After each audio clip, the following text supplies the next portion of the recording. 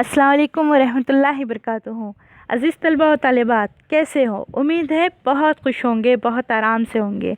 आइए बच्चों, हम आज जमात 11वीं के उर्दू निसाब से हमारा लेक्चर शुरू करते हैं दूसरे सबक के ज़रिए, जिसका नाम है मेरी सरगुज़िश्त।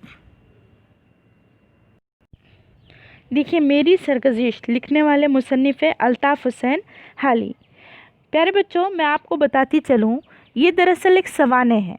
सवाने जो कि एक अहम नस्ली सिनफ़ है और उर्दू में इस सिनफ़ के इब्तिदाई अस्नाफ़ अल्ताफ़ हुसैन हाली ने की है। इसकी इब्तिदा जो है अल्ताफ़ हुसैन हाली ने की है।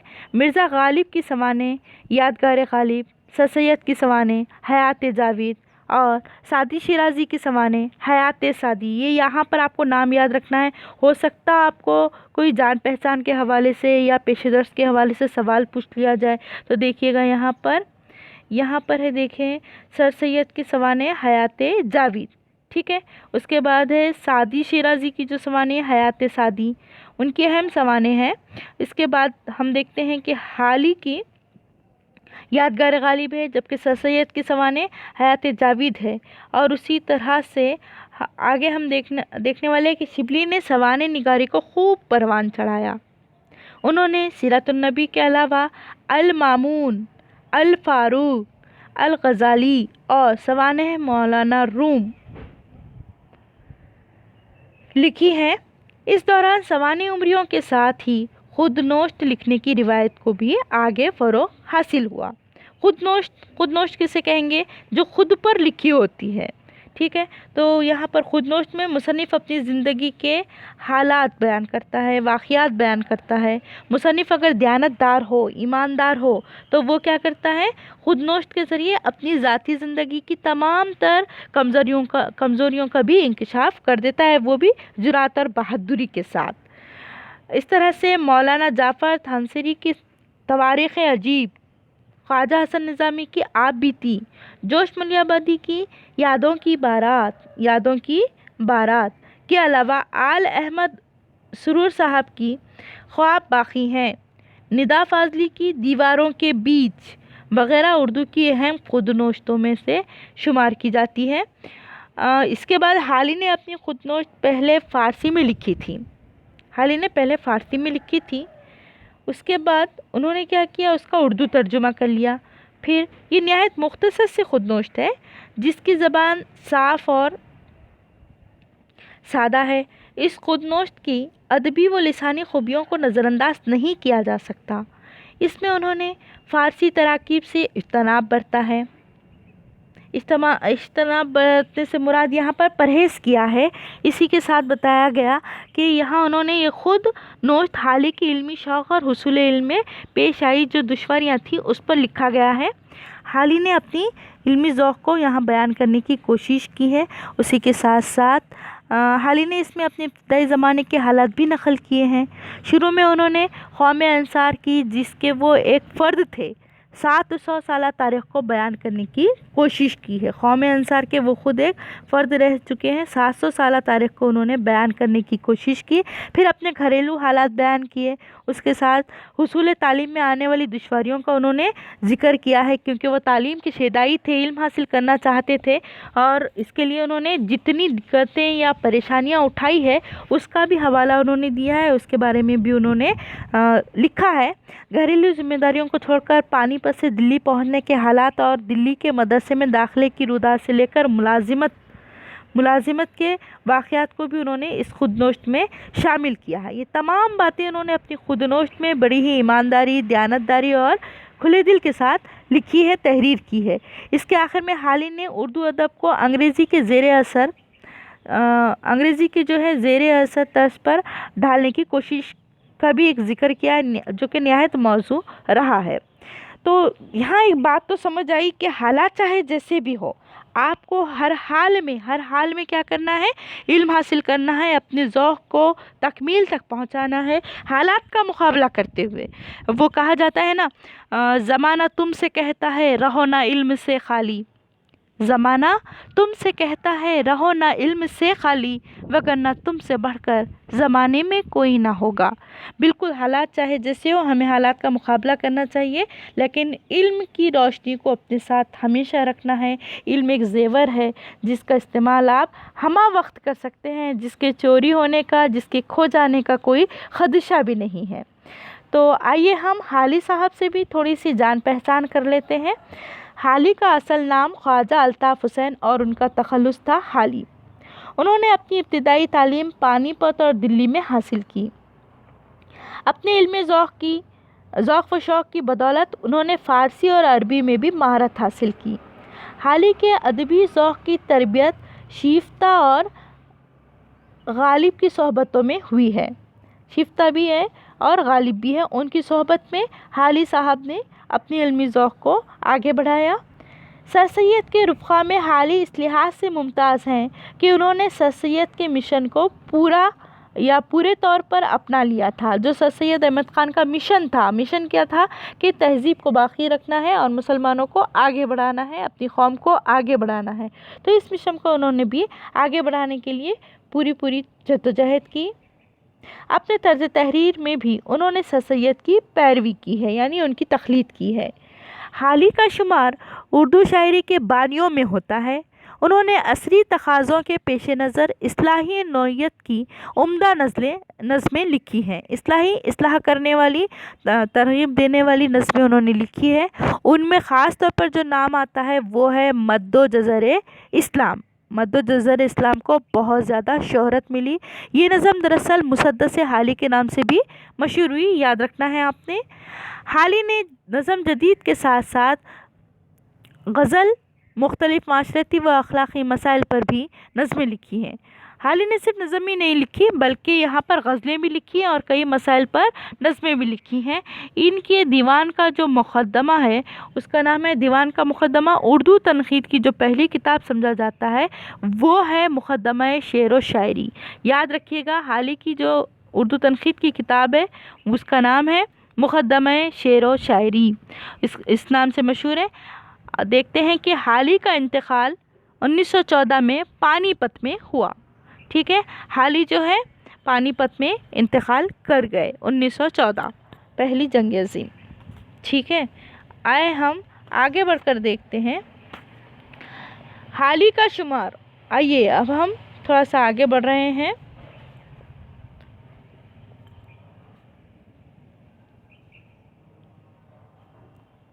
ایک منٹ۔ ہاں تو پیارے بچوں، صفحہ نمبر 6 پر آ جائیے گا۔ آپ کے پاس کتابیں ہیں، اگر نہیں ہیں تو PDF فائل میں آپ دیکھیے گا۔ دیکھیے، میری ولادت تقریباً 1253 ہجری بمطابق 1837 عیسوی میں بمقام قصبہ پانی پت، جو شاہجہاں آباد سے جانب شمال 53 میل کے فاصلے پر ایک قدیم بستی ہے، واقع ہوئی۔ اس قصبے میں کچھ کم 700 برس سے قوم انصار کی ایک شاخ جس سے راقم کو تعلق ہے آباد چلی آتی ہے۔ میں باپ کی طرف سے شاخ انصار سے علاقہ رکھتا ہوں اور میری والدہ سادات کے ایک معزز گھرانے کی، جو یہاں سادات شہیدہ پور کے نام سے مشہور ہے، بیٹی تھیں۔ آئیے اب یہاں پر کچھ چیزیں دی گئی ہے۔ میں نے آپ کو پچھلے لیکچر میں بھی بتایا تھا کہ مشکل الفاظ کو آپ نے تلاش کرنا ہے۔ تو یہاں جو بات بتائی گئی کہ حالی اپنی رودات بیان کرتے ہیں یا حالی اپنے بارے میں بتاتے ہیں، خود کی پہچان پہلے دیتے ہیں، یہاں پر بتاتے ہیں کہ ان کی ولادت تقریباً 1253 ہجری جو کہ 1837 عیسوی کے مقابل ہے، برابر ہے، پانی پت کے قصبے میں ہوئی تھی، جو کہ شاہجہاں آباد سے جانب شمال 53 میل کے فاصلے پر واقع ہے۔ اس قصبے میں کچھ کم 700 برس کے قریب یہاں پر وقفہ عرصہ بتایا جاتا ہے۔ قوم انصار کی ایک شاخ جس سے راقم لکھنے والے کون؟ الطاف حسین حالی، ان کا تعلق ہے۔ یہاں سے وہ چلے آ رہے ہیں، اسی کے ساتھ ان کا تعلق جو ہے ان کی باپ کی طرف سے یا ان کے والد کی طرف سے انصار سے تعلق رکھتے ہیں، علاقہ ہے یعنی کہ ان سے تعلق رکھتے ہیں۔ اور میری والدہ یعنی حالی کی جو والدہ ہے سادات کے ایک معزز گھرانے کی، جو یہاں کے سادات شہیدہ پور کے نام سے مشہور ہیں۔ سادات سید گھرانے والے کو کہتے ہیں۔ سادات کسے کہیں گے؟ سید گھرا۔ اب میں آپ کو ایک بات بتا دوں، سید کا جو لفظی مطلب ہوتا ہے یا لفظی مفہوم ہے وہ سردار کا ہے، اسی لیے سادات کا نسب جو ہے ہاشم عبد مناف کے ذریعے کی طرف جا ملتا ہے، جو کہ رسول صلی اللہ علیہ وسلم کے جد امجد تھے۔ تو یہاں سادات کی بڑی عزت ہوتی ہے، سادات کی ہمیں عزت کرنی چاہیے۔ تو آئے ہم دیکھتے ہیں اگلا پیرا۔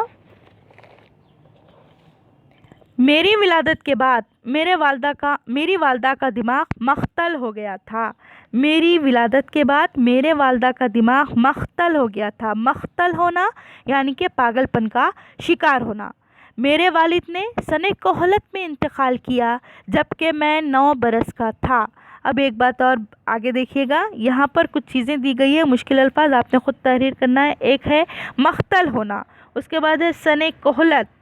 مختل کے معنی میں آپ کو بتا رہی ہوں، مختل ہونا پاگل پن کا شکار ہونا۔ اس کے بعد والد کا انتقال سن کہولت میں یعنی بڑھاپے کی عمر پا کر انتقال کر گئے جب مصنف 9 برس کے تھے، اس لیے میں نے ہوش سنبھال کر اپنا سرپرست بھائی بہنوں کے سوا کسی کو نہیں پایا۔ مصنف نے اپنا سرپرست یعنی اپنی جو سرپرستی میں ان کے جس کے وہ زیر سائے میں زیر عاطفت بڑھ رہے تھے وہ ان کے بہن بھائی تھے، کیونکہ والدہ تو رہ کر بھی نہ رہنے کے برابر تھی، کیونکہ وہ پاگل پن کا شکار ہو چکی تھی اور والد ان کے بچپن میں ہی انتقال کر چکے تھے۔ انہوں نے اول مجھ کو قرآن حفظ کرایا، اگرچہ تعلیم کا شوق خود بخود میرے دل میں حد سے زیادہ تھا، مگر باقاعدہ اور مسلسل تعلیم کا کبھی موقع نہیں ملا۔ بنیادی جو تعلیم ہے قرآن پاک کی وہ انہیں حاصل ہو چکی تھی، اس کے علاوہ وہ عصری تعلیم بھی حاصل کرنے کا ذوق رکھتے تھے، لیکن مسلسل طریقے سے انہیں تعلیم حاصل کرنے کا کہیں موقع میسر نہیں آیا۔ ایک بزرگ سید جعفر علی مرحوم جو ممنون دہلی کے بھتیجے اور نیز داماد بھی تھے، یہاں تک کہ داماد یعنی دوہرا رشتہ ہے، بھتیجے بھی ہے اور داماد بھی ہے، ان سے 2-4 فارسی کی ابتدائی کتابیں پڑھی اور ان کی صحبت میں فارسی لٹریچر سے ایک نوع کی مناسبت، دیکھیں یہاں پر ایک نوع کی مناسبت سے انہوں نے کیا کیا، ایک پیدا ہو گئی مناسبت پیدا ہو گئی، پھر عربی کا شوق ہوا۔ انہی دنوں میں مولوی حاجی ابراہیم حسین انصاری مرحوم لکھنؤ سے امامت کی سند لے کر آئے تھے۔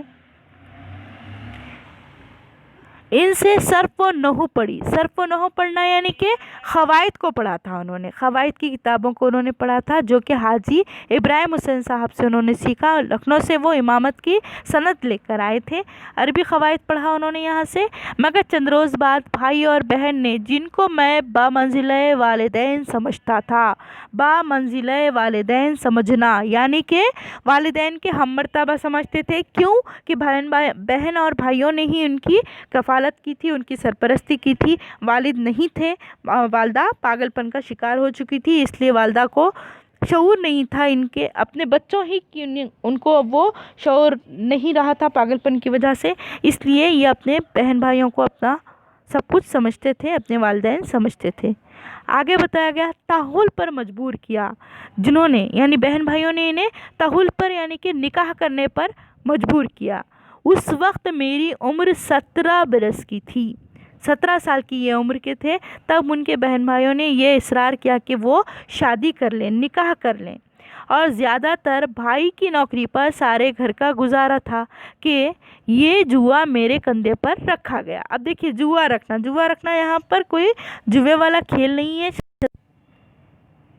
اب جوا رکھنے کا مطلب ذمہ داری رکھنا، وہ بیلوں کے کاندھے پر جو لکڑی کا ڈنڈے جیسا بنا کر رکھا جاتا ہے جس کے ذریعے کام لیا جاتا ہے، بوجھ ڈالا جاتا ہے، تو بالکل اسی طرح سے یہاں پر ان پر ذمہ داری ڈالی گئی تھی، یہ ان کے ڈالنا چاہتے تھے۔ اب بظاہر تعلیم کے دروازے چاروں طرف سے مسدود ہو گئے تھے، مسدود ہونا ہے ان کے بند ہو جانا، ہر طرف سے تعلیم کے دروازے ان کے لیے بند کر دیے گئے تھے۔ سب کی یہ خواہش تھی کہ میں نوکری تلاش کروں، مگر تعلیم کا شوق غالب تھا اور بیوی کا میکا آسودہ حال۔ آسودہ حال یعنی کہ خوشحال کو کہیں گے۔ تعلیم کا ان کا شوق بہت زیادہ تھا اور قسمت سے بیوی بھی خوشحال گھرانے سے تعلق رکھتی تھی، یعنی ان کا شوق پورا ہو سکتا تھا۔ لیکن گھریلو حالات کے مطابق ان کے پاس سب بہن بھائیوں کی خواہش تھی کہ وہ اب تعلیم حاصل کرنے کے بجائے نوکری پر توجہ دیں۔ آگے دیکھیے گا یہاں پر، میں گھر والوں سے روپوش ہو کر دلی چلا گیا اور قریب 1.5 برس کے وہاں رہ کر صرف و نحو کی کچھ ابتدائی کتابیں منطق کی مولوی نوازش علی مرحوم سے پڑھی۔ منطق کی کتابیں یعنی کہ لاجک جس کو کہتے ہیں، گہری باتیں، فکری سوچ کی باتیں جہاں ہوتی ہے، فلسفے کی جو باتیں ہوتی ہے، وہ کتابیں انہوں نے نوازش علی صاحب سے پڑھی تھی۔ اگرچہ اس وقت قدیم دلی کالج خوب رونق پر تھا، یعنی کہ اس وقت یہ رونق پر تھا، اس سے مراد خوب چلتا تھا، یہاں پر بہت زیادہ اساتذہ اور طالب علموں کا اساتذہ اور طالب علم بہت زیادہ یہاں پر ہوا کرتے تھے، اس کالج کی بہت اہمیت تھی۔ مگر جس سوسائٹی میں میں نے نشوونما پائی تھی، وہاں تعلیم کو صرف عربی اور فارسی زبان پر منحصر سمجھا جاتا تھا۔ مطلب یہ بتانا چاہتے ہیں کہ جس سوسائٹی میں یا جس معاشرے میں انہوں نے زندگی گزارنی تھی، وہاں پر صرف اور صرف عربی اور فارسی کو ہی سب کچھ سمجھا جاتا تھا، باقی تعلیم کی طرف ان کی توجہ نہیں ہوتی تھی۔ دلی پہنچ کر جس مدرسے میں مجھ کو شب و روز رہنا پڑا، وہاں کے مدرس اور طلباء کالج کی تعلیم یافتہ لوگوں کو محض جاہل سمجھتے تھے۔ غرض کبھی بھول کر بھی انگریزی تعلیم کا خیال دل میں نہ گزرا تھا، کیونکہ انگریزی تعلیم حاصل کرنا یا انگریزی تعلیم کے ذریعے اپنے آپ کو منوانا یہاں پر لوگوں کے نزدیک جاہلانہ حرکت تھی، کیونکہ وہ انگریزی تعلیم کو پسند نہیں کرتے تھے۔ لوگوں کا مزاج عربی اور فارسی کی طرف تھا، ان کا رجحان اسی طرف تھا، اسی لیے عربی اور فارسی کو ہی اہمیت دی جاتی تھی۔ اب اگر کوئی بندہ انگریزی تعلیم حاصل کرتا یا اس میں اپنے آپ کو منوانے کی کوشش کرتا تو اسے جاہل گردانا جاتا تھا۔